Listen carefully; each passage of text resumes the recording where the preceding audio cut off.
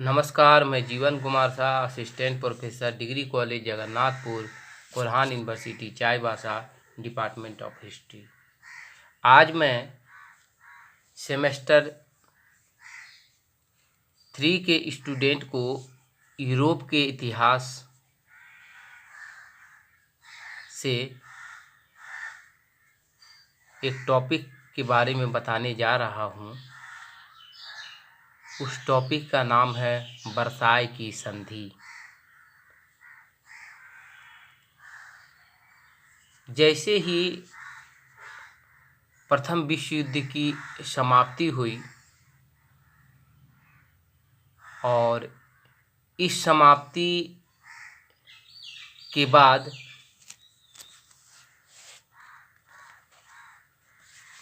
Germany ने एक संधि पर हस्ताक्षर किया और यह संधि वर्साय में बुलाई गई थी। तो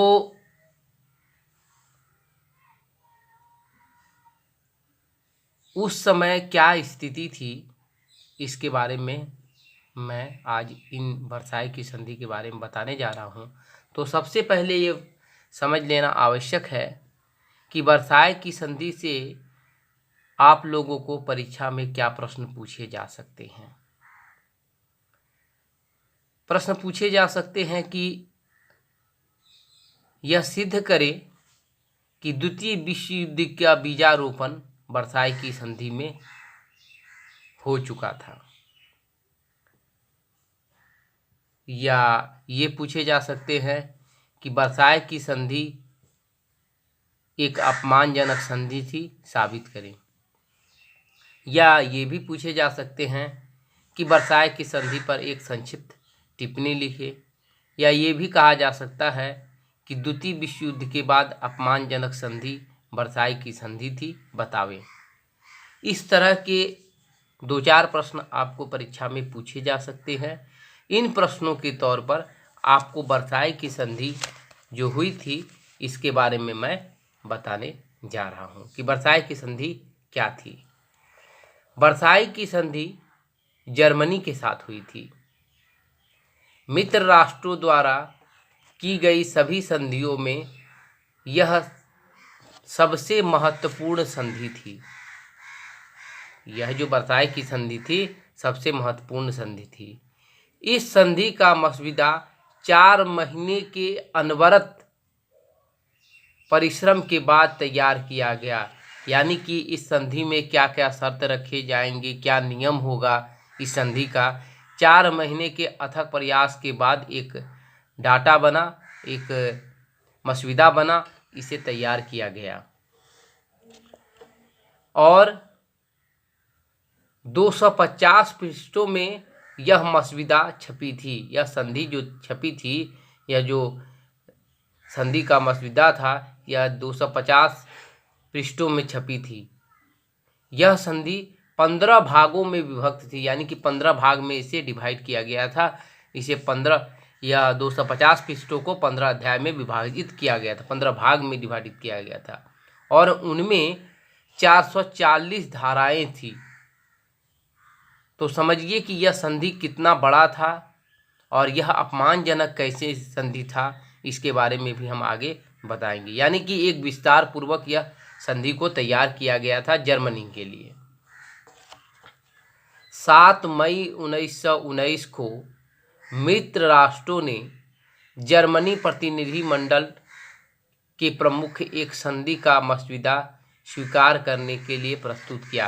हालांकि मित्र राष्ट्रों की विजय हुई थी, तो जर्मनी के समक्ष यह जो प्रस्ताव था, यह मसविदा था कि यह संधि को हम आपके समक्ष रखें, यह 7 मई 1919 को रखी गई थी। ये जानकारी आपको इसलिए दे रहे हैं कि ऑब्जेक्टिव क्वेश्चन भी आपको पूछे जा सकते हैं कि वर्साय की संधि की मसविदा किस दिन रखी गई थी।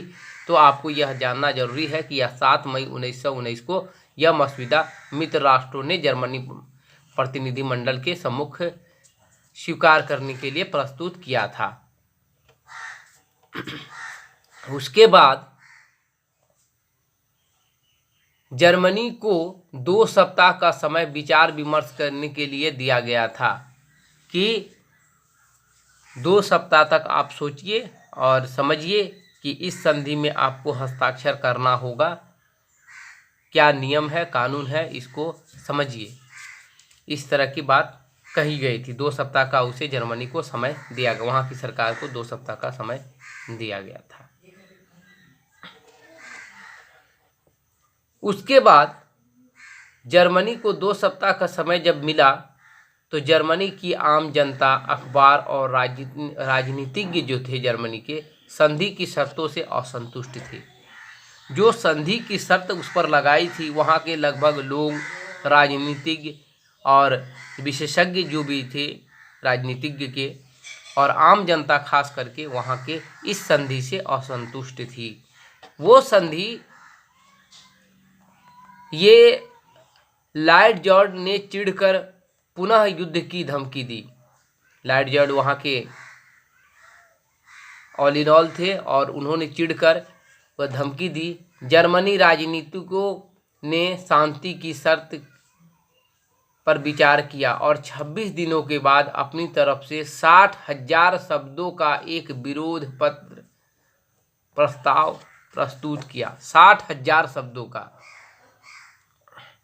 1-2 शब्द का नहीं, कि इस संधि में क्या क्या बात जो रखी गई है हमें अस्वीकारनीय है, इनको लेकर जर्मनी के लॉर्ड ने, यानी कि ये जो जर्मनी के सरकार थी जिनका प्रमुख लॉर्ड जॉर्ज था, यह चिढ़कर 60,000 शब्दों का यह विरोध जो प्रस्ताव उसे दिया, 60,000 शब्दों का है। जर्मनी ने शिकायत की कि जिन शर्तों पर उन्हें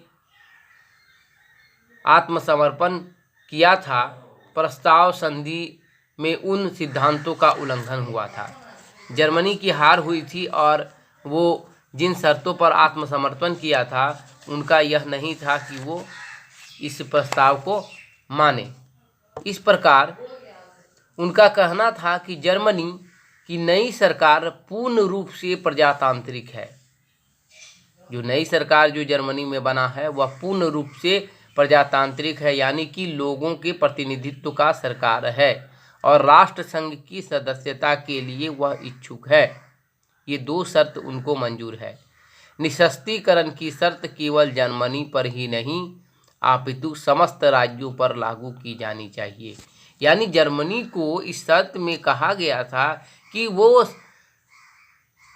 सेना और युद्ध सामग्री नहीं रख सकते हैं, यह इस पर दबाव करके इस संधि में रखा गया था। जर्मनी ने इसके विरोध में कहा कि यह शर्त जो है केवल जर्मनी पर लादना उसके लिए अन्याय का कार्य होगा और यह शर्त जो है पूरे विश्व में सभी देशों में लागू होनी चाहिए, न कि केवल जर्मनी में, ऐसा उन्होंने कहा। विश्व युद्ध की जो बात थी, वो जो शर्त उसने लागू किया, वो जिस समय जर्मनी आत्मसमर्पण किया था वो सिद्धांत इसमें नहीं था, वो सिद्धांत का इस पर उल्लंघन किया था। विश्व युद्ध के लिए केवल जर्मनी ही जिम्मेवार नहीं है, यह बताना कि जर्मनी केवल विश्व युद्ध के लिए जर्मनी जिम्मेवार है, यह शर्त गलत है। यह जो आपने रखा है यह गलत है। जर्मनी की संधि की सभी शर्तों को मानने की असमर्थता उसने जताई, लेकिन मित्र राष्ट्रों ने दृढ़ता के समक्ष जर्मनी को झुकना पड़ा। छोटे छोटे संसाधनों के बाद 5 दिनों के भीतर जर्मनी को संधि पर हस्ताक्षर करने को कहा गया। मित्र राष्ट्रों ने यह भी स्पष्ट कर दिया कि संधि पर हस्ताक्षर नहीं करने का अर्थ हुआ जर्मनी पर पुनः आक्रमण, और यह जो आक्रमण होगा यह पहले से भी भयंकर होगा, क्योंकि जर्मनी अभी अभी नई सरकार बनी है। इस पर सिडमेन सरकार ने संधि पर तो हस्ताक्षर करने से अस्वीकार कर ही दिया और उसने त्यागपत्र भी दे दिया। अतः अंत में वहाँ दूसरी सरकार का गठन हुआ। अंत में यही हुआ, वहाँ पर दूसरी सरकार का गठन हुआ और उसने संधि पर हस्ताक्षर किए। हस्ताक्षर कर लौटते समय जर्मनी के प्रतिनिधियों पर पेरिस की जनता ने ईंट पत्थर फेंके, यानी ईंट पत्थर से उस संधि पर हस्ताक्षर करने के बाद विरोध के रूप में ईंट पत्थर फेंके। दूसरे दिन जर्मनी के एक समाचार पत्र में छपा था, उसका शीर्षक था कहीं हम भूल न जाएं। यह शीर्षक से एक लेख छपा था जो यह कहा जा सकता है कि इतना सारे विरोध और इतनी सारी शर्तें जर्मनी पर लाद दिया गया कि जर्मनी पूर्ण रूप से पंगु हो गया। अतः हम कह सकते हैं कि द्वितीय विश्व युद्ध का बीजारोपण वर्साय की संधि में हो चुका था। वर्साय की यह अपमानजनक संधि जर्मनी की ना तो जनता भूली और ना ही सरकार भूली। जनता को लगा कि वो ईंट पत्थर फेंक कर ही केवल विरोध नहीं जता सकते हैं, बल्कि वो अपने हृदय में या अपमान की भावना को बहुत दिन तक दबाए रखे। और जब मौका मिला तो उन्होंने 1939 ईस्वी में द्वितीय विश्व युद्ध की शुरुआत कर दी और इसका नेतृत्व रूडोल्फ हिटलर ने, एक तानाशाह ने किया। यह अपमानजनक संधि, उस समय हिटलर भी वहाँ पर था और एक सैनिक में था, तो वह भूला नहीं था इस अपमानजनक संधि को और वो संधि उसे जिंदगी में हमेशा याद रही और उसी के बदला लेने के लिए उसने द्वितीय विश्व युद्ध की पोलैंड पर आक्रमण करके शुरुआत कर दी। तो हम यह कह सकते हैं कि यह वर्साय की संधि एक अपमानजनक, एक घिनौनी मित्र राष्ट्रों द्वारा लगाया गया एक घिनौना आरोप जो जर्मनी को पूर्ण रूप से पंगु कर देने वाली संधि थी, जिसके कारण जर्मनी अपने अपमान की ज्वाला में जलकर द्वितीय विश्व युद्ध को अंजाम दिया। और यह द्वितीय विश्व युद्ध उस संधि का ही एक फल था जिसे पूरा विश्व ने भोगा। और यह संधि जर्मनी को उस समय तो पूर्ण रूप से निशस्त्रीकरण कर दिया। सारे उसकी सीमाएं, खासकर पूर्वी सीमा में उसका सीमा पर बड़ा ही घाटा लगा। वो सारे सीमाएं उसकी छीन लिए गए। कुछ सीमाओं पर अमेरिका के और कुछ देशों के सैनिक अड्डे भी बनाए गए ताकि जर्मनी को पुनः मौका ना मिले। लेकिन भीतर ही भीतर जर्मनी अपनी तैयारी करके लूट का जो भी सहारा हो तानाशाह का लेकर वह पुनः युद्ध के लिए तैयार हुआ और द्वितीय विश्व युद्ध को अपमान का बदला लिया। तो आज के लिए इतना ही। धन्यवाद।